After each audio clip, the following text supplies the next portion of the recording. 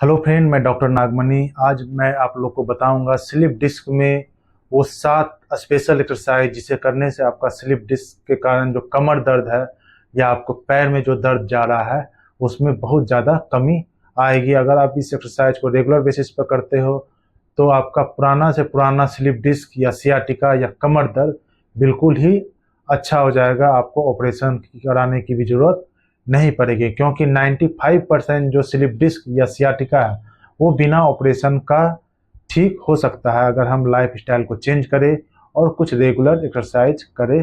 तो आज आइए हम लोग जानते हैं बिना देर किए हुए कि वो एक्सरसाइज क्या है।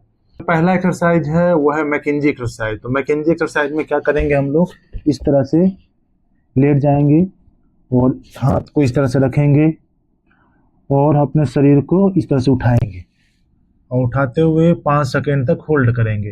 1 2 3 4 और 5। फिर धीरे धीरे सांस छोड़ते हुए रिलैक्स हो जाएंगे।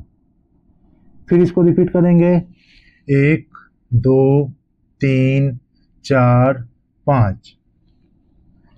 तो इस एक्सरसाइज को आप 10 से 20 बार सुबह और 10 से 20 बार शाम करें। शुरू में कम बार रिपीटिशन करें, 10 बार, धीरे धीरे उसको बढ़ाएं, 10 से 15 करें एक आध सप्ताह में।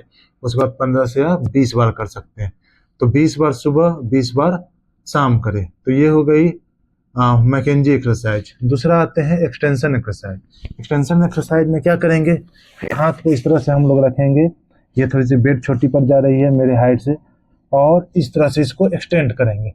इस हाथ को भी इसी तरह और 3 से 5 सेकंड तक होल्ड करेंगे। 1 2 3। सांस छोड़ते हुए नीचे, फिर सांस लेते हुए ऊपर आए, पैर को भी उठाए, को भी उठाए। 1 2 3। सांस छोड़ते हुए फिर नीचे। इसे भी 10 बार अब सुबह और 10 बार शाम को रिपीट करें। फिर तीसरी एक्सरसाइज आती है सुपरमैन एक्सरसाइज। उसमें क्या करना है कि आप इस तरह से हो जाए, इस तरह से पोजीशन पे हो जाए और एक हाथ को आगे की तरफ और एक पैर को पीछे की तरफ। इसे हम लोग कहते हैं सुपरमैन एक्सरसाइज। और इस तरह से 5 सेकंड तक होल्ड करें। 1 2 3 4 5। फिर इस तरह से नीचे आ जाए। फिर सेम चीज़ आप जो है अपोजिट साइड में रिपीट करें। 1 2 3 4 5। फिर इस तरह से नीचे आ जाए। तो ये सुपरमैन एक्सरसाइज भी आप 10 बार सुबह और 10 बार शाम करें। फिर अगली एक्सरसाइज जो है वो है कैट एंड कॉ एक्सरसाइज। तो कैट एंड कॉ एक्सरसाइज में क्या करना है, सेम पोजीशन आप रखें। पहले आप कैट बने। कैट बनने के लिए इसको जो है नीचे की तरफ लाएं और गर्दन को ऊपर की तरफ ले जाएं और इस तरह से 5 सेकंड तक रखें। 1 2 3 4 और 5। फिर इसके बाद आप कॉ बने। कॉ बनने के लिए इसको आप ऊपर ले जाएं और गर्दन को नीचे की तरफ झुकाएं। फिर 5 सेकंड तक होल्ड करें। 1 2 3 4 और 5। फिर इसी को रिपीट करें आप। फिर कैट बने, 5 सेकंड तक होल्ड करें। फिर कॉ बने, 5 सेकंड तक होल्ड करें। इसे आप 10 बार सुबह और 10 बार शाम करिए। फिर अगला एक्सरसाइज आते हैं हम लोग, जिसे हम लोग सीधे लेट कर करेंगे। इस तरह से सबसे पहले लेट जाइए,